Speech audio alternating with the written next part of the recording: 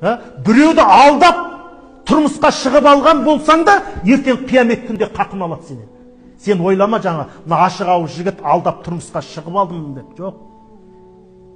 Оның бәрі әшкере болады. Сен оның қақына қол сұқтың. Тазасың ба деді, тазамын деді. Ана жігіт сенді алды, негізінде олай емес еді. Жоқ, ол жай құтылып кетпейсің сен. Есебі бар оның. Ертең қиямет күнде сен одан қақын аласың, сені алдаған үшін. Адам адамды алдамау керек. Қай жерде біреуді алдадың, жаңа красавчик болдың, қыздардың бәрі соңынан жүгірді, алдап кеттім.